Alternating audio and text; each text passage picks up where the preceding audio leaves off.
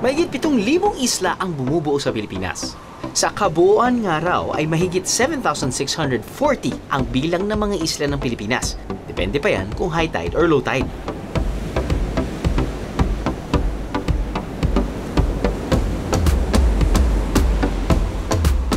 Ilan sa pinakakilalang isla sa buong mundo ay matatagpuan sa Palawan. Ilang beses na rin itong tinanghal na World's Best Island. At dito matatagpuan ang destinasyon natin ngayong gabi, Coron.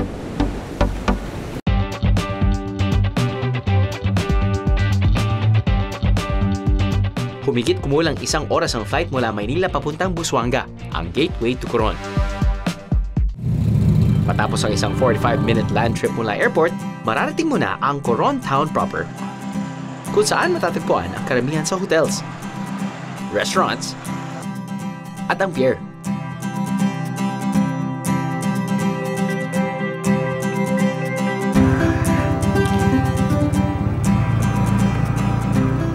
Mula sa pier, marami ng tour companies at boat operators na makapagdadala sa inyo sa iba't ibang lugar at isla sa Coron. Kung isang grupo kayo, pwedeng magrenta ng isang buong bangka at mag-arrange ng isang tour package. Pero kung mag-isa o dalawa lang kayo, may option din naman na sumama sa mas malaking grupo para makamura. Maganda ng at least 1 whole day para ma-enjoy nyo ng gusto ang island hopping tour sa Coron. Kung magiging mabait kayo sa bangkero at guide nyo, baka dalhin pa nila kayo sa mga lugar na hindi masyadong napupuntahan ng ibang biyero. O kaya naman ay iiwas nila kayo sa mga oras o lugar na siguradong masikip dahil sa dami ng mga bisita. Ang ilan sa pwede nyong madiskubre ay mga secret lagoon sa iba't ibang isla sa palibot ng Coron. Dahil hindi pa ganun kasikat ang ibang lagoons dito, may iba't iba silang bansag, tulad ng Hidden Lagoon, Secret Lagoon, Diwata Lagoon, at Wishing Lagoon.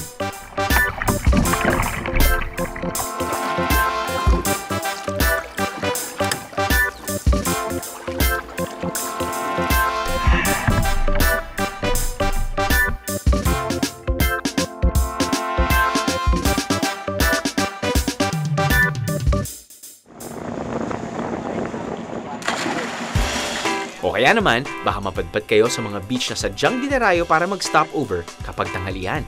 Isa riyan ang Calachuchi Beach.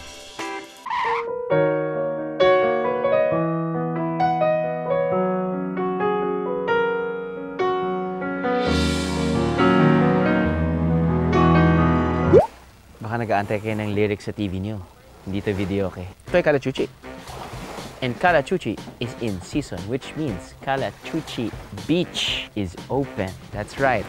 Pinupuntahan ito ng mga turista kapag gusto nila magkaroon ng magandang meal. Usually lunchtime, and it's just a maximum of around 30 to 40 tourists. Yeah, meron naka-set up na mga 4 little huts with 2 main huts. And then sa taas, makikita nyo Calachuchi trees. And now, because it's in season, from afar, a few hundred meters away, approaching the Calachuchi Beach, sabi mo, okay ah. Naisip ko kagad parang cherry blossoms ng Japan. There you go. Coron has their own version. Calachuchi blossom naman. Ayos. But they're very strict na, okay dyan. Kasi kung minsan, siyempre, alam naman natin, Coron, medyo wild na pagdating sa turista, local and foreign. So at least they limit the number of tourists here para at least na ma-maximize pa rin nila yung kagandahan ng beach. Alright, let's set up lunch.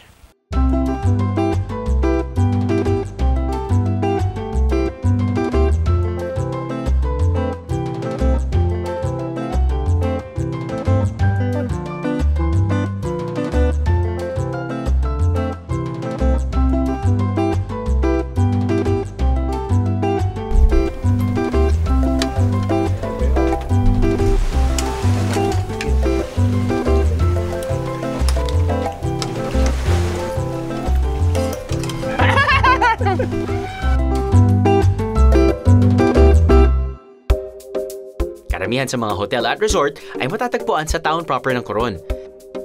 Pero ang tinuluyan namin ay malayo sa ingay ng mga tricycle at party places ng town proper. Napalilibutan ito ng tubig at mararating sa loob ng 15 minutong pamamangka.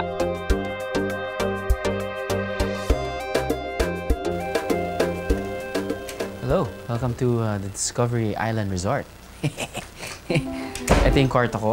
This side of the resort, these are the modern-looking ones. They also have like yung medyo simpler ones. But this one, you have your queen-size bed and then a single bed here. So it can definitely house 3 people, 3 adults. May electric fan. Pero kapag medyo naitan pa kayo, may aircon din, no problem. Of course, you have your open cabinet. Dito sa gitna, dito yung lababo. And actually, it actually separates the throne and the shower room. You know, dito sa Coron, Busuanga, no? Actually, sa town itself pa lang, ang dami mo ng makikitang accommodations, resorts, inns, you know, mga backpackers, mga rooms lang na pwede mong irenta na talagang maliliit lang. You name it, it actually varies. But Discovery Island Resort is separate from the main town of Coron. You actually have to take a boat pa. And I think taking a boat from the town is worth it because you have your privacy.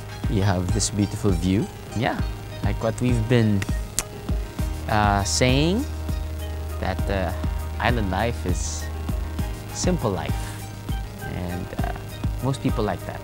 So let's take this time to just inhale 4:30 p.m. breeze, and let's wait for the beautiful sunset.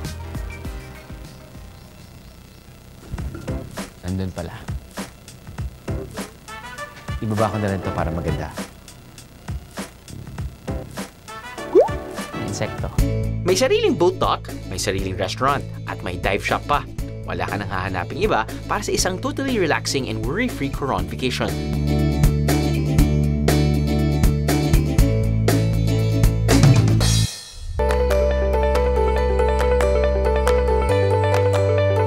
Matatagpuan sa dulong hilagang bahagi ng Palawan ang bayan ng Coron. Kabilang ito sa Calamyanes Group of Islands.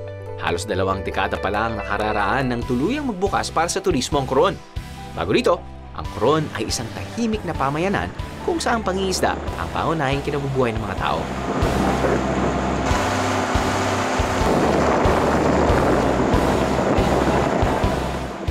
Ang mga naunang nanirahan daw sa Coron ay ang mga Tagbanwa, na hanggang ngayon ay nananatili sa mga isla dito.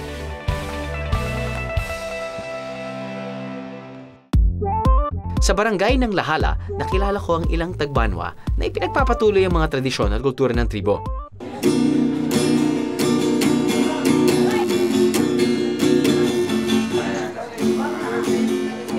Tinutugtog mo ay makaluma na yan? Matagal na yan? Matagal na po. Matagal na po yan. Tapos sinauna pa yun, minana pa namin sa mga ninuno na. Tapos nun, ano bang tawag dun sa sayaw na yan? Suring. Suring. Ano pong ibig sabihin nun? Parang ligawan ba yan po? O iba? Iba naman? Iba naman po yun kasi kasayan po namin yun. Sayahan lang. Opo. Parang ibon si kuya. Para rin po siyang... Parang siyang bird. Opo. Oo. Pero ano po yun? Matagal na rin yung dance move na yun. Matagal na rin. And usually, dalawa lang po yung ganon, nagsumasayo o marami pong... Hindi po, dalawa lang. Dalawa lang talaga. Okay. Ano pong ibig sabihin nun? Yung sayaw nila? Kasi sinasayaw po namin yun kung may kasal ba sa amin. Basta't special na okasyon, meron pong sayaw na ganon, sorry. Sorry. Usually, mga ilang minuto lang, nasasaktan na po yung kamay mo. Sakit kasi daliri. Ang sakit sa daliri. Opo.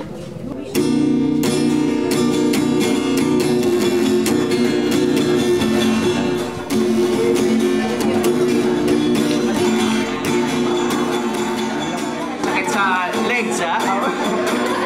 Ano ba to? Parang nakailong na pagsasayaw? Parang medyo lasing po. Parang lasing. Pero, hindi ka lasing. Mamaya pa yun, mamaya pa. Ipinarinig din nila sa akin ang isang awitin sa kanilang wika. Napayuragista kung lugar Tagaytay abaway doon. Masi itong atay ang nakabubulong. Yang tio-tio ay Akala ko nung una ay isang taimtim na dasal o kwentong bayan na epiko. Pero nang ipinasalin ko na sa Tagalog, medyo rated PG pala ang tema ng kanta. Ano ba ibig sabihin nun? Narinig ko lang kasi Tagaytay. Patay-patay. yung kanta nila po, yung kanta na po na yung parang kung pangpatawa na pangpatawa sa nitibo po. Ano yung... Mga po yung kanta na yun. Mag-asawa. Mag-asawa? Opo. Oh, ano nangyari sa mag-asawa? Yung babae, iniwanan na lalaki. Nabigo yung babae. Nabigo Doon sa, ibig sabihin ng patay-patay. Patay-patay? Hindi ibig sabihin nun. Patunay lamang ito na buhay na buhay pa rin at masigla ang kulturang Tagbanwa.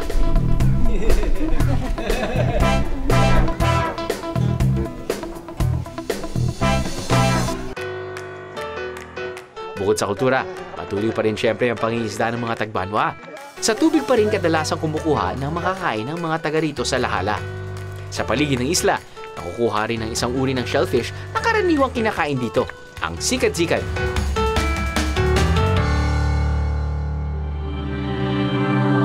Samahan mo naman ako. Ano ba kayo maghuli ng sikat-sikat?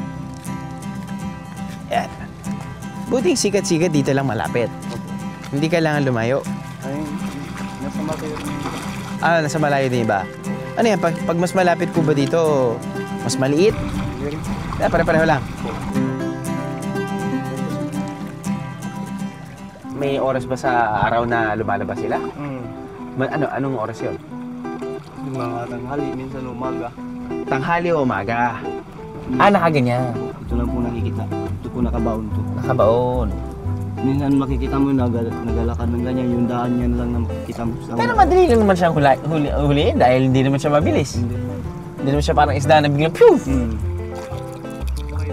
Pero buhay pa ba to? Hindi. Shell. Buhay yan. Hindi lang makita yung laman. Hindi lang kita yung laman. Tapos pag nanghuli kayo, nakakailan ho kayo? Minsan 10 balot, 20. So madami din. Hindi siya gumagalaw. Siguro natatakot pa kapag ano. Ngayon katulad yun, lumalabas yung kanyang hila. Kasi nakikita ko lang ito kapag luto na eh. Tapos nun, magkano bentahan nyo kada kilo? Hindi po kilo. Kada piraso? Balot. Balot. Isang balot, magkano kadami yun? Mga 20 kara. Mga 30 pesos.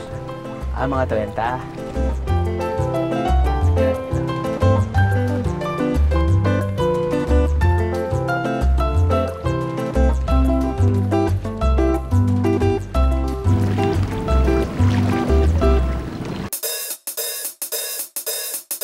Simple lang ang pagluluto ng sikat-sikat. Ginigisa lamang ang luya, bawang, sibuyas, at ibang sangkap.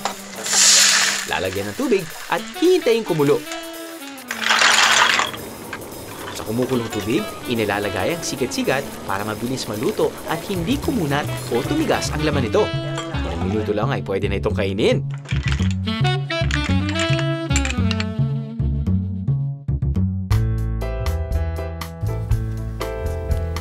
Ito yung hinahanap-hanap natin kuminsan eh. Hindi yung mga 5-star hotels, di ba? Yung hindi yung mga maraming buildings, hindi yung sobrang komportable dahil naka-air condition. Minsan yung hinahanap mo yung simple island life. Alam mo yun? Kasama mo yung mga mangingisda, kasama mo yung mga natives, tapos nun, tulong-tulong para kumuha ng kanilang pagkain na nakasanayan na kahit dyan-dyan lang. At niluluto lang nila na napakasimple. Katulad nitong sikat-sikat na hinuli natin kanina. Pinakuluan lang para matanggal yung lansa. Yun, no? Ayos ba? Alam mo, naalala ko nung first time kong kinain to eh. Tapos, in the past. Naalala ko to dahil yung first, yung pagkaluto yata niya eh, medyo, gata. Actually, ganun naman yun, pinapakuluan or gata. Pero ito parang ano lang, Pinakuluan lang na parang, ano ba tawag dito? Tinola, parang ganyan, nilagyan ng luya para matanggal yung lansa. Pero, yan, tingnan natin siya. Hawakan natin siya dito.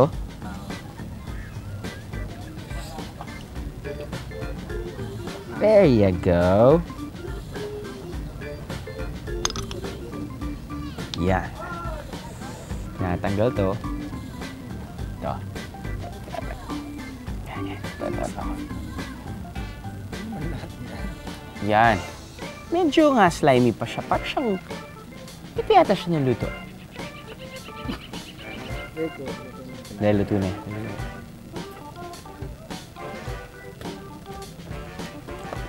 Oh. I remember.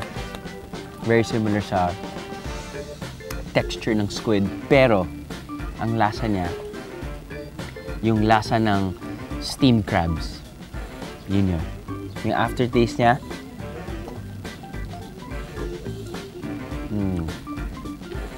it's pretty good. It's actually pretty good. Parang yung claw ng crab, binuksan mo, yun yan.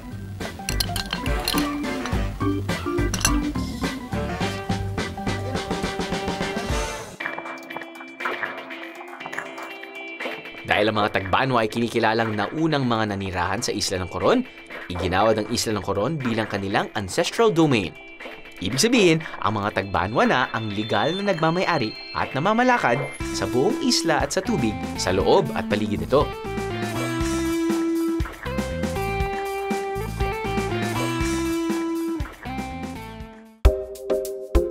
Isa sa pinangangalagaan ng mga Tagbanwa sa Isla ng Coron ay ang natatanging nitong Kayangan Lake. Isa ito sa pinakakilalang tourist spot ng Palawan. Dito rin matatagpuan ang isa sa iconic views ng Palawan na nakikita sa mga postcard. Isa sa mga must-do o hindi dapat palampasin ang pagbisita sa Kayangan Lake. Ang tubig dito ay magkahalong tubig tabang at tubig alat o tinatawag na brackish water.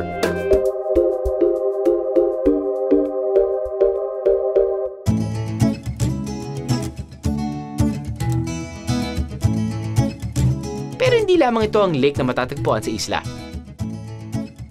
Sa katunayan, marami ang hindi pa nararating ng mga tao bukod sa mga Tagbanwa na nakatira dito.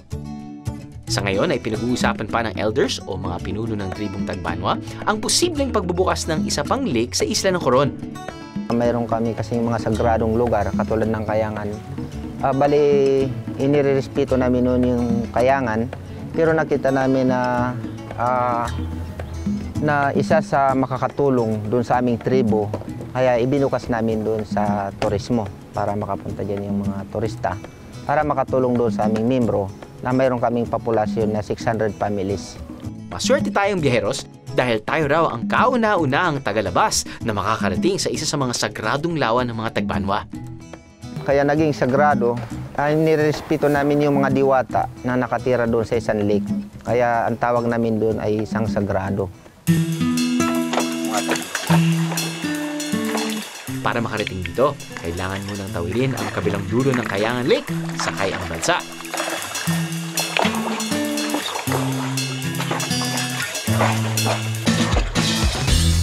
Kapag nakarating sa Pampang, trekking naman.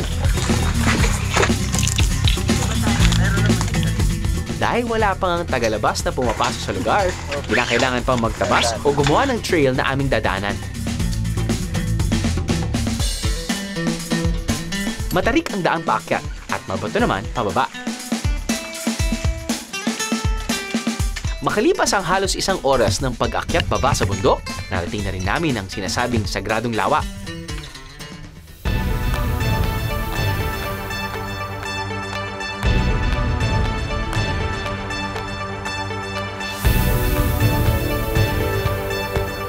Ang tubig nito kasing linaw ng sa Kayangan Lake pero hindi ito maalat. Malamig. Tapos, sobrang linaw yung tubig. Kaya lang pag lumoy ka banda ron, para kang may wet belt na pauba ka. Pero siguro tabang yung tubig. Malaki yung Kayangan, pero mas maganda ito kasi maraming tawag sa amin ay lumboy. Duhat po sa Tagalog. Duhat? Oo, marami. Kung panahon ng umamunga, yun yung katangian niya. Abang naglalakad ka paikot, ay maaari kang kumain ng lumboy. Ang paligid daw ng lawang ito ay pinamumugaran ng mga ibong palin sa sayaw. Na ang pugad ay kinokolekta ng mga tagbanwa para ibenta at gawing bird's nest soup. Isa pa ito sa mga dahilan kung bakit pinag-iisipan nilang mabuti kung bubuksan nga nila ang lawa sa publiko. Baka raw kasi mabawasan o mag-alisan na ang mga balin sa sayaw pag nagkataon.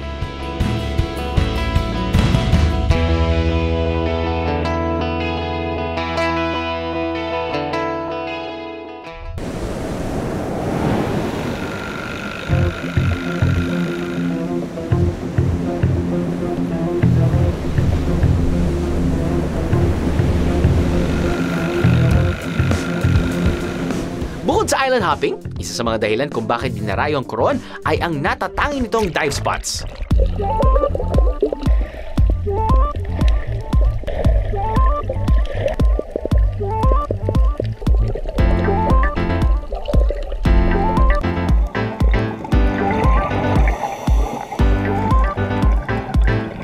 Lalo-lalo na ang mga shipwrecks.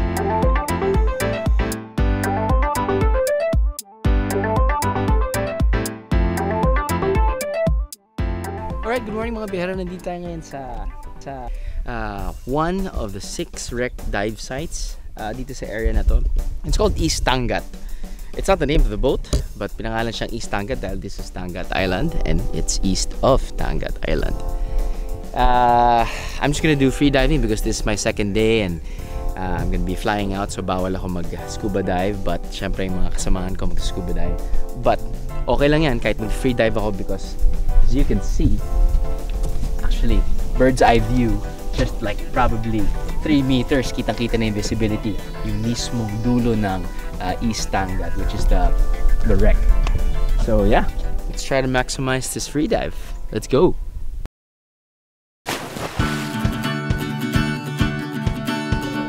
Dito makikita ang ilang barko na lumubog noong Second World War. Ang Coron daw kasi ang napiling daungan ng mga barkong ito noon dahil tago ito at napalilibutan ng mga isla. Tamang-tama lamang ang lalim nito at hindi gaanong maalon. Noong Second World War, nadiskubre ng mga Amerikano na dito pala nakadaong mga barkong Hapon at sa kanila binomba ang mga to. Ilang wreck dive sites ang makikita kahit hindi na mag-scuba dive. Kung minsan, sa linaw ng tubig, maaninag mo na ang nguso ng lumubog na barko kahit mag-snorkeling lang. Isa na rito ay ang East Tangat Wreck. It was a Japanese wreck, Second World War, sunk on 24th of September 1944. And is now over 70 years sunk. And as you saw this morning, we have very nice corals, nice fish life. It's interesting to look, even for snorkeler, you can look at it and you see something when it starts in 3 to 4 meters and ends up in 18 meters. This is for me a training area where I can get fresh diver in. Masasabayan niyo ba ako mga biyero? Hold your breath with me.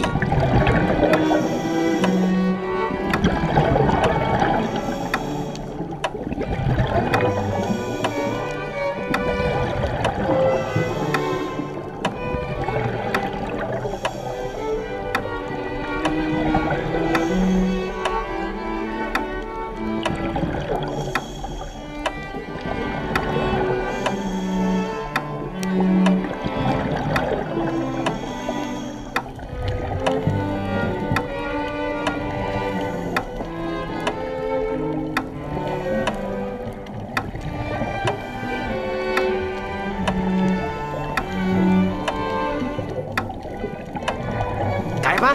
Dapat laging game, biyeros!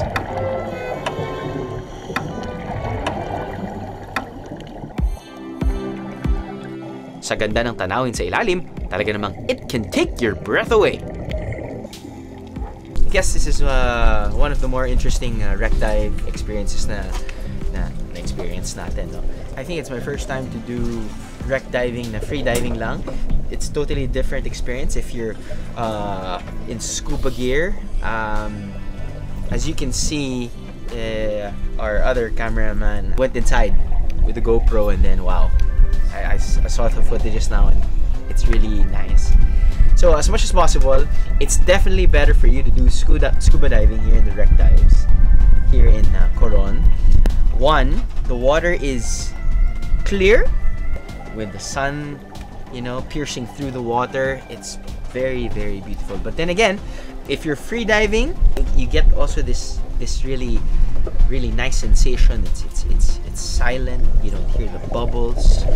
It's serene. It's you know, you feel that classical music is playing, and it's also a really great experience. And come to think of it, that's only one of the 6 wreck dives that you can experience. So right now it's probably around what, 10:30, 11 o'clock maybe? 10:30. You see fellow tourists now snorkeling, scuba diving. Of course, traffic is there, but at least visibility is, I think, should be brighter.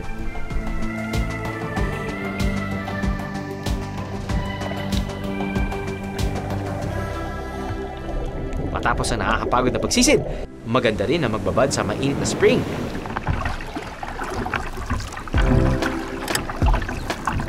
Isang nakatagong hot spring ang itinuro sa amin ng aming guides, ang Sangat Hot Spring. Isa itong privately owned spring na may kahirapan makita dahil hindi alam ng nakararami. Kaya itanong nyo na lang sa bangkero nyo kung alam nila itong puntahan. Secret kasi, di ba? Akalain nyo naka-jackpot pa tayo ng mga bagong pwedeng puntahan dito sa Coron. No? I mean, parati namin sinasabi na, okay, we're here for the nth time. Ano naman kaya ang bago na i-feature natin? No? Hindi nga talaga sila nauubusan. Just, of course, you know, we brought in a big boat. That's why we had to dock it like a few hundred meters no, from the shore. And then, ako, nag-kayak. Pero sa mga taong walang kayak, walang problema naman dahil may mga iba sa amin.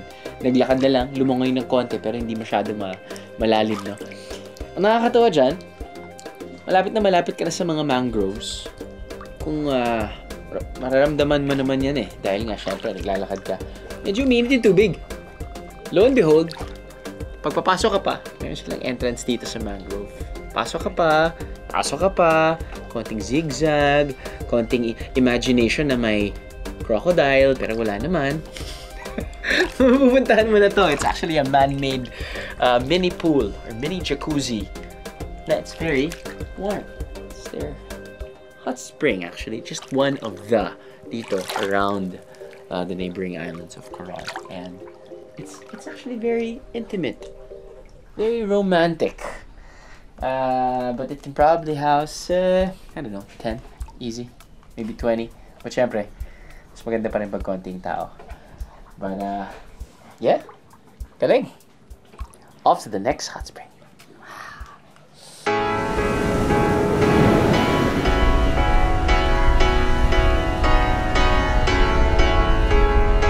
Isa pang privately owned spot na magandang puntahan ay ang Pass Island. Dito napakaganda ng puting buhangin at beach. Perfect for snorkeling din ang tubig. Hindi rin ganong karaming turista ang nagpupunta dito dahil may kalayo nito mula sa Coron Town. Halos 2 oras ang biyahe sa bangka.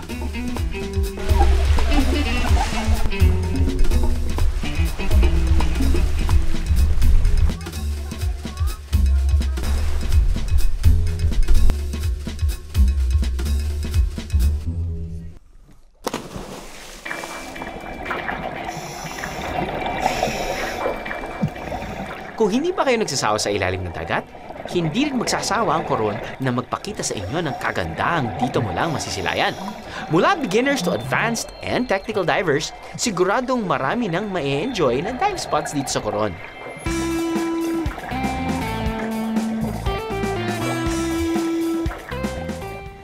The second one that we went to is Kogyo Maru. This ship is approximately 156 meters long.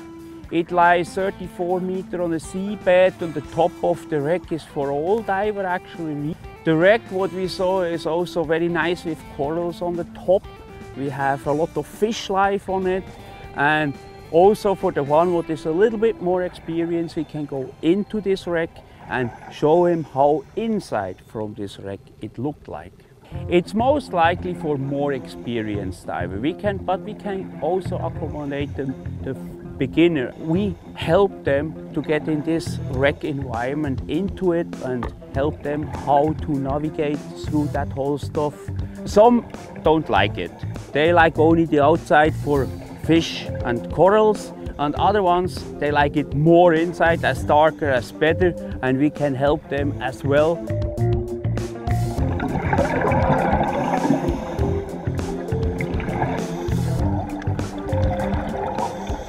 Makipag-coordinate lang sa inyong tour operator o guides kung kailan at anong oras ang pinakamainam pumunta sa spots na to para masulit ang inyong diving experience.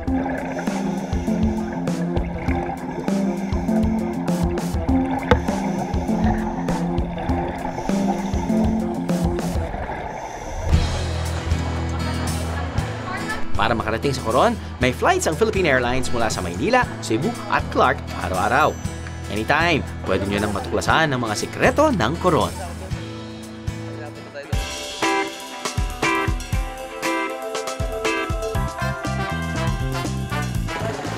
Bukod sa turismo, isa pang industriya na namamayagpag sa Coron ay ang pagkakasuy. Major product namin dito sa Coron, itong kasoy. Dito po sa Palawan, Northern Palawan lang yung maraming kasoy.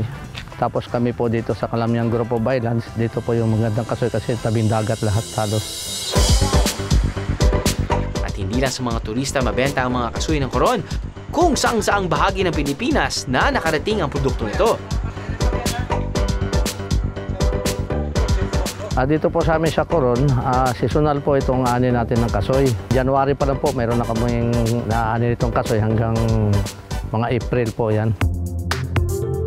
Alam nyo ba na bukod sa cashew nut, maaari rin kainin ang prutas ng kasoy? Medyo mapakla lang ang balat, pero manamis-namis at malinamnam ang laman nito. Mapakla din, pero mas matamis to. Mas matamis to. Tikman nyo.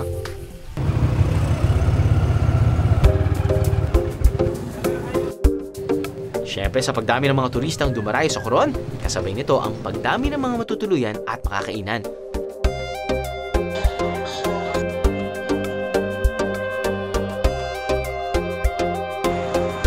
At karamihan sa mga kainan ay naghahain ng international cuisine para kahit saan bansa ka man galing, feeling at home ka pa rin dito.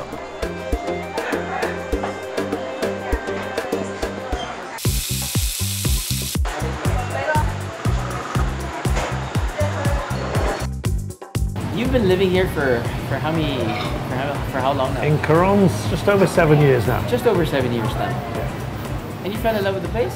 Well, I fell in love with Coron, but I fell in love with the Philippines since the first visit in 1984, right. 3 or 4. So, but Coron's absolutely beautiful. I love living here and I love working with the people here. And then you married a Filipina? Absolutely, they're the best. Who's running the kitchen? Yes, my wife runs everything at Blue Moon here. She's Bicolana, right. She's a fantastic chef. A Bicol Express is absolutely superb. My favorite cuisine is from Bicol. Yeah? All the, coconut milk. Yes, dishes, and all the spices and the chilies. Right, yeah. right.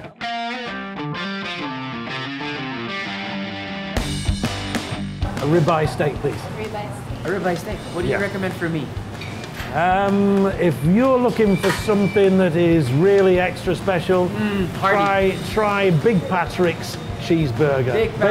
Bacon cheeseburger. Absolutely fantastic. Yeah.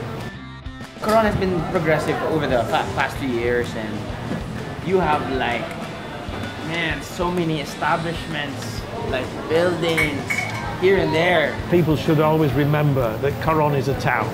Right. There are no beaches in Coron. Some people come here with the view that there should be beaches right in front of the hotels. Right. Coron is a mangrove area, but it's a gateway to some of the most beautiful places in the Philippines. We're still a small town. It's growing very fast. It still has a lot of its own charm. There are no chain restaurants in Coron. Everything is run by individual families at the moment. So it's unique. Every restaurant has its own flavor and it's unique. And you're exploring, you know, every time you go out, every time you go out. How do you see Coron in 5 years? It frightens me. It's growing fast. It's growing fast. I hope it can be, you know, grow sensibly. I know that there's a lot of people in Coron want to see it grow sensibly. I'll see there be an expansion out of town, which will be good, rather than trying to keep, you know, to over-explode the town itself. So we know where the market's going to be. It's going to be about 4 kilometers out of town.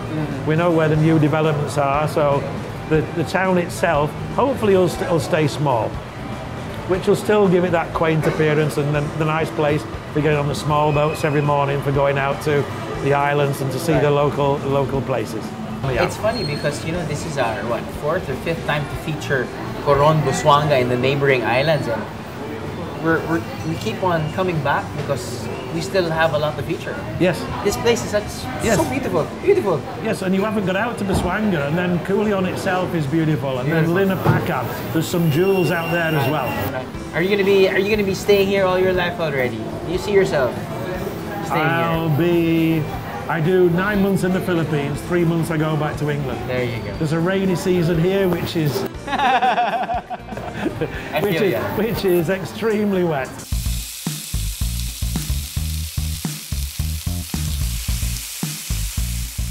But yeah, but I can't wait for your ribeye. Can't wait for the St. Patrick's burger. Big Patrick. Big Patrick's burger. Yes, we used to have Little Mama's cheeseburger. Okay. And then of course we have a big dive master who visits from Neptune Diving, and he christened Big Patrick's. He added the extra onions and the bacon on the top, and then it just happened that someone walked by and said, "Oh, try the burger that Big Patrick's having." And from then on, it was Big Patrick's cheeseburger. There you go. Can't wait to try it.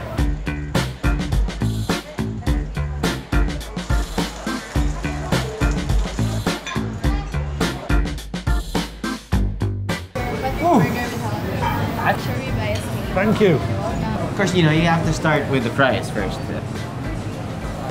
Steak is flown in fresh. This is flown in fresh from the US. It's not frozen. It comes in, and we fry it the same day from Manila into Coron. No way! It's pretty good. It's very juicy. Big Patrick's burger. You have this, like, man, this is like what? How many grams?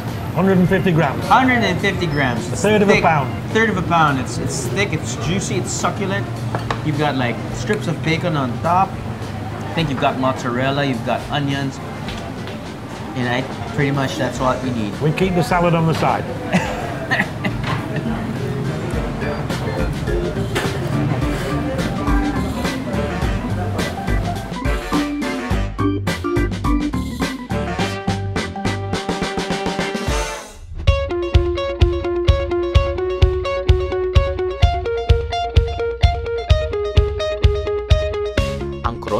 Sa pinagmamalaki ng Pilipinas sa buong mundo.